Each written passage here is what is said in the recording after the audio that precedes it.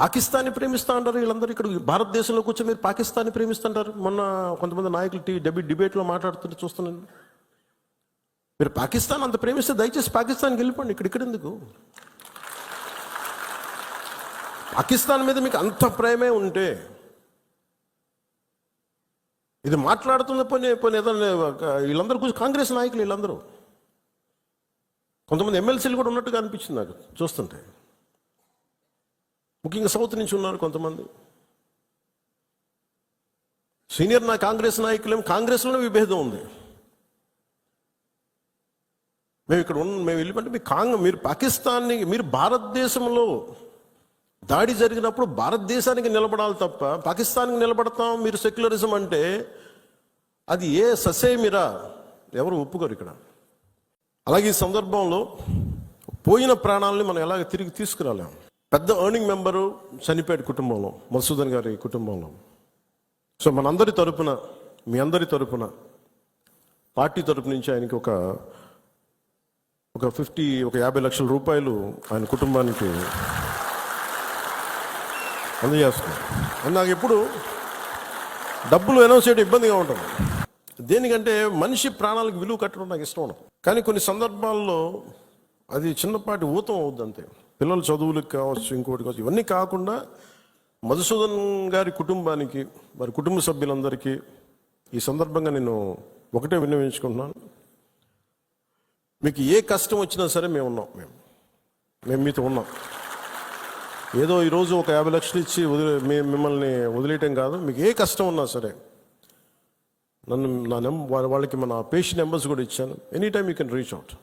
అందుకే నాయకులందరికీ కూడా, జన సైనికులందరికీ కూడా, వీరమలందరికీ కూడా ఇది ధైర్యంతో కూడుకున్న పని. ఉగ్రవాదులను ఎదుర్కోవడం అంటే ధైర్యంతో కూడుకున్న పని. Though we are a regional party, we didn't expand as on now. We confine only to state AP, కొంత తెలంగాణ. కానీ మన ఆలోచన విధానం జాతీయవాదం. ఇది మీరు బలంగా ఉండగలిగితేనే రేపొద్దున యుద్ధ పరిస్థితులు రావచ్చు, రాకపోవచ్చు నాకు తెలియదు. యాజ్ ఆన్ టుడే కొన్ని 7 అంశాల మీద నిర్ణయాలు తీసుకున్నారు. ముందు వాటర్ ఆపారు. అంటే కొంతమంది మాట్లాడుతారు, కొంతమంది లీడర్స్ ఎంత లౌకికవాదం, ఎంత సెక్యులరిజం అంటే అందరికీ, ఎంత సెక్యులరిజం అయిపోయిందంటే అందరికీ. నేను అనేది మన కంట్రీ స్లోగనే సత్యమేవ జయతే. Unlike America, in God we trust అంట. 3 కోట్ల దేవతలు ఉన్న దేశాలలో మన సత్యాన్ని నమ్ముతాం, కానీ మన అమెరికాలాగా ఇన్ గాడ్ వి ట్రస్ట్ ఒక దేవుడిని పెట్టలేదు మన దేశంలో. We are beyond religion, we are beyond God. Truth is eternal. సత్యం అంటే ఏంటి? ఒక తప్పుని తప్పుగా చెప్పడం, ఒప్పుని ఒప్పుగా చెప్పడం. If I make a mistake, I admit it's a mistake. Constant కరెక్షన్లో ఉండాలి. ఎటర్నల్ ట్రూత్ అది.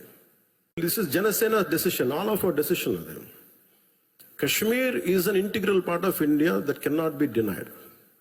అది మీరు చాలా బలంగా మీరు మాట్లాడాలి. Kashmir is an integral part of India. It will be an integral part of India for ever. ఎందుకంటే ఎందుకు మాట్లాడుతున్నానంటే కశ్మీర్ పేరు కశ్యప మహర్షి మీద వచ్చింది. అమర్నాథ్ టెంపుల్ కానీ, ఇక్కడి నుంచి కేరళ నుంచి కశ్మీర్కి శంకరాచార్య మఠం కానీ, తర్వాత మతాలు మారుండొచ్చేమో ప్రజలు.